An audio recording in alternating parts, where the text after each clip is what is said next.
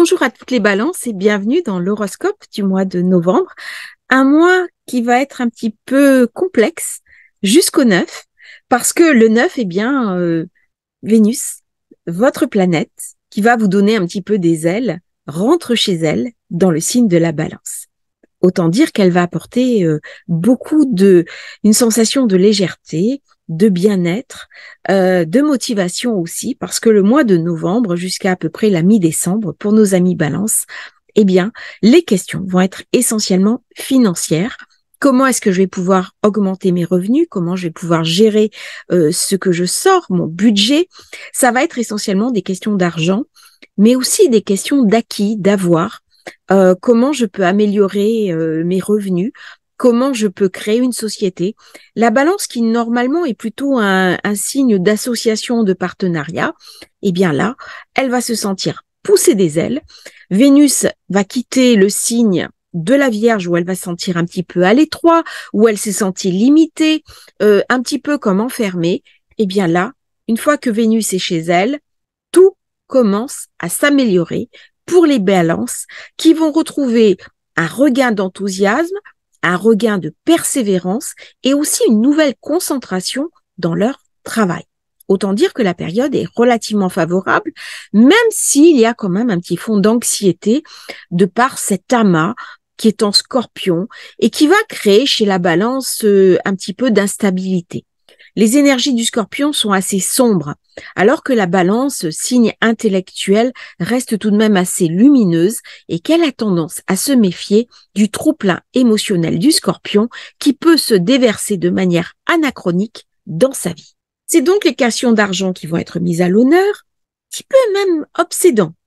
Comment gagner plus avec des ambitions quand même assez démesurées, quitte à parfois voler un petit peu trop haut, parce que Mercure en Scorpion va nous donner véritablement une capacité à se dépasser, une capacité à savoir ce que l'on veut et donc à mettre les bouchées doubles.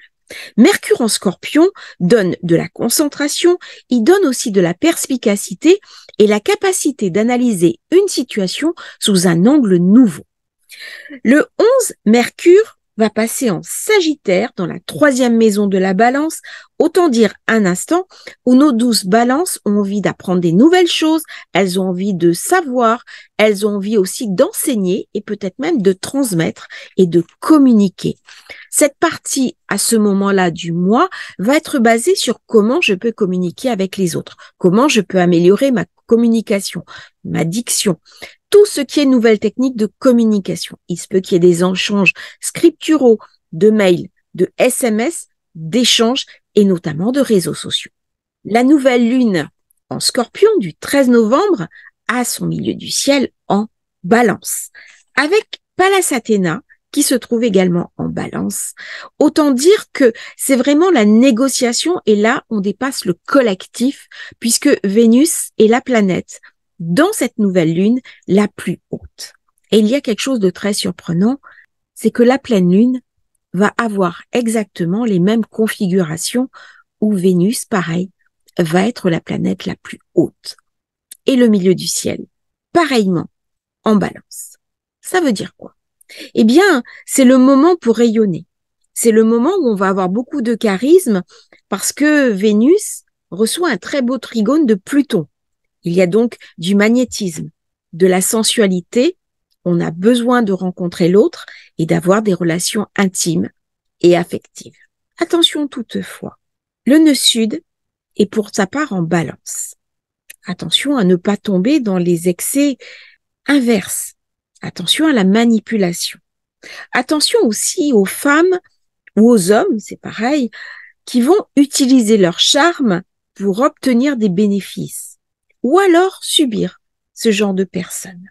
Il peut y avoir dans ce côté un petit peu sombre une forme de manipulation. Enfin, par la présence de Pallas, ça vient aussi nous raconter quelque chose de plus large et de plus grand qui est le besoin de justice.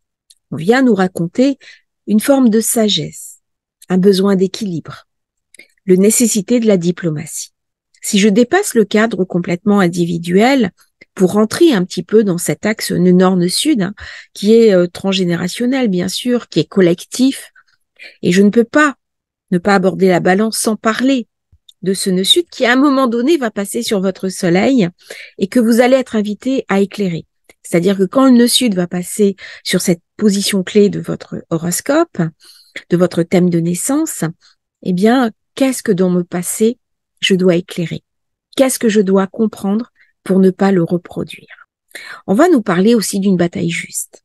La guerre, ce n'est jamais juste. Et pourtant, il y a eu des guerres bibliques. Il y a eu des guerres aussi qui, à des moments, sont arrivées pour libérer une situation. Et là, dans ce couple, Soleil, Mars, alors que j'ai Vénus en Balance, eh bien, elle vient contrebalancer tout ça. Elle vient me parler de diplomatie.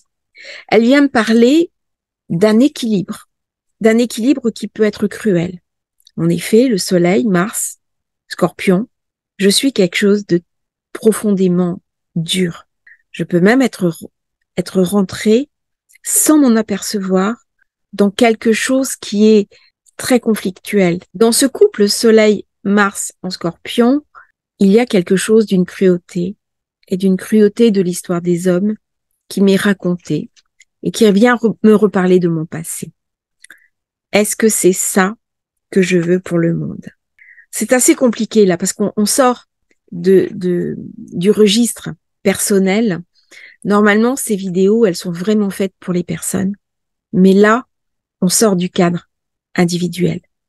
C'est-à-dire que la balance et toutes les personnes qui sont balance ont une capacité à activer cette diplomatie. Il y a un couple, Vénus-Mars. Mars, c'est la guerre. Vénus, c'est l'équilibre. Ça peut pas passer par la Lune. C'est-à-dire que la Lune a cherché à prendre le pouvoir par l'émotionnel. On est dans des sociétés qui baignent dans l'émotionnel. Eh bien, le milieu du ciel en balance, il vient me raconter que la paix, la diplomatie, ne se fera pas si je continue à baigner dans l'émotionnel. Pourquoi? Parce que une diplomatie, un accord, c'est une tractation, c'est une signature. Ce sont deux avis qui s'affrontent, qui vont trouver un terrain d'entente. Mais ça ne peut pas se faire sur un terrain lunaire. Ça ne peut se faire que dans le couple Mars-Vénus. Ça ne peut pas se faire dans le couple Soleil-Lune. La diplomatie, soit c'est la loi du plus fort, et à ce moment-là, c'est Mars qui gagne, mais c'est pas une paix durable. C'est une paix qui est transitoire. Soit j'ai deux forts qui s'affrontent, et s'ils vont jusqu'au bout, ils vont se détruire. Et à ce moment-là, le couple Mars-Vénus me fait dire que la seule idée, c'est de trouver un terrain d'entente. Et ça vient raconter par Mercure qui passe en Sagittaire. Donc, il va amener, aussi bien pour moi, Balance qu'aux manières globales, des nouvelles idées, une nouvelle compréhension, et on va voir les choses autrement. On est dans quelque chose qui est très sociable en ce moment. C'est-à-dire, Vénus, elle dirige la Balance sur le côté diplomatique, mais elle dirige aussi le Taureau. La Balance, c'est l'autre, l'union, le couple. Et c'est vrai que ce mois-ci, pour les Balances, il y a possibilité de rencontrer quelqu'un. Il y a aussi possibilité de trouver un terrain d'accord, d'être un médiateur, de faire des médiations. C'est un point d'équilibre, c'est un point de placement. Et c'est pour ça que cette nouvelle lune et cette pleine lune qui ont ce milieu du ciel en Balance, c'est très positif. J'avais parlé d'une porte pour faire la paix. Mais c'est aussi une porte pour faire la paix en soi. C'est-à-dire que si je suis Balance et que j'ai des conflits personnels qui ne sont pas résolus, c'est le moment de travailler dessus. Vénus, elle dirige le Taureau. J'ai quoi dans le Taureau? Eh bien, j'ai Jupiter et j'ai Uranus. J'ai un risque d'explosion. C'est-à-dire que ce qu'on vient me raconter, où j'arrive à trouver la paix maintenant, où j'arrive à nettoyer l'abcès, c'est du contact. Vénus, c'est aussi la chair. C'est-à-dire que si j'ai un abcès au niveau du derme, c'est Vénus. C'est le corps. Ou alors, explosion l'année prochaine. C'est-à-dire que si je recule pour mieux sauter, au moment de la déflagration, ça va être redoutable. Il y a vraiment une mise en garde. C'est pas à titre personnel, c'est au niveau collectif. Je vais avoir la lune en Gémeaux pour la pleine lune. C'est la 9e maison par rapport à la Balance. C'est la maison de la raison. C'est la maison des voyages. Donc, si je suis Balance, et j'ai envie de voyager, j'ai envie de faire des hautes études, j'ai envie de réfléchir, j'ai envie de voir les choses autrement. Mais la Balance, pour le mois de novembre, c'est le signe clé. Parce que la 9e maison, d'un côté mal aspecté, elle vient aussi me raconter les tensions, notamment le fondamentalisme, par absence d'équilibre, par absence de pacification. Vénus de la Balance, c'est une pacificatrice. Elle vient me raconter tout ça. Est-ce que j'ai envie de revivre les excès du passé qui présidaient à la Seconde Guerre mondiale? Est-ce que j'ai envie de revoir les guerres bibliques? Est-ce que j'ai envie de revoir tout ce que mes ancêtres ont vécu au plan des douleurs? Alors, on a pas mal de dirigeants qui sont Balance. Ça vient les interpeller. Moi, à mon niveau, ça va venir aussi me questionner. C'est-à-dire que dans ce mois-ci de la Balance, ça va activer quoi? La 3e maison, une fois que le soleil va passer en Sagittaire, sont les écrits, tout ce que je vais écrire, mes publications, mais c'est les journalistes, tout ce que je vais mettre, par exemple, sur les réseaux sociaux, sur la communication, sur YouTube, comment je vais parler, comment je vais m'exprimer, mes conférences, ce que j'ai à dire. Les balances, elles ont beaucoup de choses à raconter ce mois-ci. Et avec la pleine lune, ça va activer la maison 9. La maison 9 qui est face à la maison 3. Et donc, on va parler des écrits de la paix, des publications, on va parler des traités. Alors, est-ce que c'est les traités dont on va se délier ou est-ce que c'est les traités qui peuvent nous servir de sécurité dans les moments où le monde devient fou? C'est ça la question. Et c'est ça la question à me poser à moi en tant que Balance. C'est-à-dire que si j'ai des garde-fous dans ma vie, c'est bien pour qu'ils me servent de fusible quand j'en ai besoin. Sinon, mon tableau électrique s'embrase. Alors, la Vénus, tant qu'elle était en Vierge, elle était sous la protection de Mercure. Donc, elle était très mentale, hein, je l'ai dit, c'est pas, on n'est pas très à l'aise, hein, Vénus en Vierge. Mais là, de nouveau, l'activation, c'est des maisons mentales. 3e, 9e. Et Vénus, quand elle va chercher ça, elle a la possibilité de trouver un accord, un partenariat avec l'autre. Elle a la possibilité de gagner. En quoi? En popularité. De se faire entendre, de se faire écouter. Parce que c'est une médiatrice. Donc, elle va beaucoup voyager. Elle va beaucoup se déplacer. On va voir des chefs d'État qui vont aller dans tel pays, dans tel pays. C'est ce qu'on a déjà vu. Et par contre, elle va gagner. Les autres vont la voir. Les autres vont lui faire confiance. Et si je regarde bien la pleine lune, moi j'ai Saturne en 3. C'est-à-dire les écrits, les accords. Et soit, en ce moment, nous arrivons à retrouver des accords, à noter des contrats, des traités. Et là, les traités, eh bien, c'est la Balance. Et c'est pour ça que je disais, c'est le signe clé de la période. Par Vénus, qui est très forte, qui est rentrée chez elle. Alors, Vénus, elle est sur son côté pacifique, sur son côté diplomate, très positive. Par contre, comme toute planète, eh bien, elle peut mal activer, hein, sous un transit plus difficile, avec Pluton, avec Mars, eh bien, c'est aussi l'absence de paix. C'est la paix impossible qui, quelque part, nous échappe. Et pourquoi la paix impossible nous échappe? Eh bien, à un moment donné, il faudra qu'on aille jusqu'au bout. Pour éviter d'aller jusqu'au bout, à la fin du mois, le soleil entre en Sagittaire. Ça va ramener à nos 12 balances de la joie, de l'optimisme, un sentiment de légèreté, de l'aventure. Et les balances, de toute façon, vont être obsédées jusqu'à mi-mois décembre par les questions d'argent.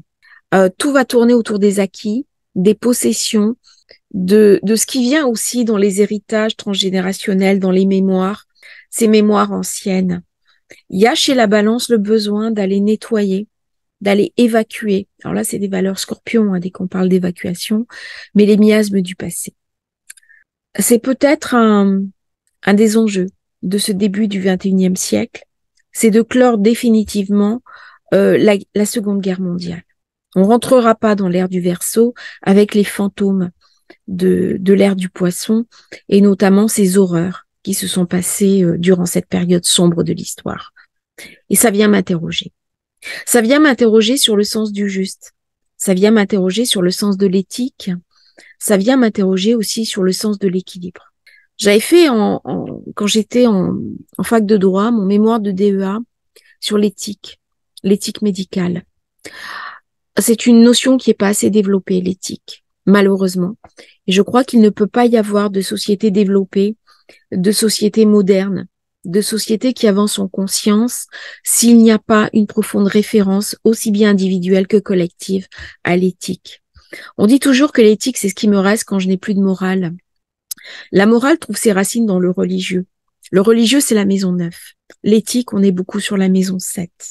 La maison de comment je vais traiter l'autre. Ça, c'est la maison 7. Comment je vais me traiter moi, le manque de confiance en moi, c'est la maison 1. Mais quand je vais traiter l'autre mal ou bien, comment je vais poser des questions éthiques par rapport à lui, eh bien, on est dans l'ordre de Vénus, on est dans l'ordre de la balance. Et qu'est-ce que je vais mettre entre ces deux plateaux de la balance? Il y a beaucoup de choses qui sont posées là, sur cette nécessité de revenir à l'équilibre. Alors, Pallas Athéna qui se retrouve comme ça, il y a un encadrement du milieu du ciel qui est magnifique entre Vénus et Pallas Athéna, c'est la sagesse. C'est retrouver nos fondamentaux, retrouver quelque part notre humanité, retrouver le sens de la mesure et le sens du juste. Je ne peux pas être totalement lumière et totalement ombre, mais le sens du juste, c'est beaucoup plus qu'une notion philosophique, abstraite. C'est aussi la manière dont je vais conduire ma vie, la manière dont je vais traiter les autres et moi-même. C'est aussi une compréhension globale, le sens du juste. Pallas, elle permet de voir au-delà de ce que je pense être. Elle permet de retourner à la racine. J'ai dit qu'on est sur le nœud sud. Si je veux avoir la réponse d'une situation actuelle, il faut que je cherche l'antériorité. C'est-à-dire que si moi, Balance, j'ai une difficulté, une souffrance dans ma vie actuellement, pour éclairer la situation, je suis invitée à me tourner vers le passé. C'est pas un discours qui est habituel chez moi. Je suis toujours pour parler du présent et du futur. Mais dans ce nœud sud en Balance, a fortiori parce que Vénus vient mettre un éclairage dessus, il y a les diplomaties anciennes, il y a les accords anciens, il y a les traités anciens qui reviennent quelque part me hanter. Quelle réponse je vais donner à cela? Au niveau personnel, c'est comment mes ancêtres se sont comportés à des moments clés. Comment ma lignée s'est comportée à des moments clés. C'est un moment pour évacuer, par exemple, de la culpabilité. La maison 3, c'est une maison mentale. C'est une maison où je réfléchis. La maison 9, je peux écrire, mais je peux aussi lire. Et c'est en revisitant l'histoire et en m'intéressant à l'histoire. Alors, l'histoire du monde, l'histoire des idées politiques, des faits économiques, l'histoire familiale, je vais retrouver des secrets et je vais pouvoir me libérer. La libération, elle se fera de toute façon par Vénus. Elle pourra pas se faire par Mars. Parce que Mars, lui, il vient déclencher. C'est le déclencheur. Mais une fois que ça a été déclenché, il faudra un apaisement. Et cet apaisement ne pourra se faire que par Vénus. Tout ce qui est personne inspirée par Vénus, donc qui est une Vénus forte, ou qui sont balance, ascendant balance, le mois de novembre jusqu'à la mi-décembre va être important pour vous. Notez un petit peu ce qui va arriver. Vous pouvez avoir des choses très belles, comme une rencontre. Vous allez avoir plus de magnétisme, plus de possibilités. Vous allez avoir des ouvertures qui vont se faire. Prenez-les. C'est un moment important de votre vie. Je vous remercie d'avoir suivi cette vidéo. N'hésitez pas à liker, à vous abonner à la chaîne. Et si vous avez envie de vivre l'expérience d'un thème natal avec moi, d'une révolution solaire, vous n'hésitez pas à vous me contacter. Ce sera très volontiers. Belle journée à toutes les balances.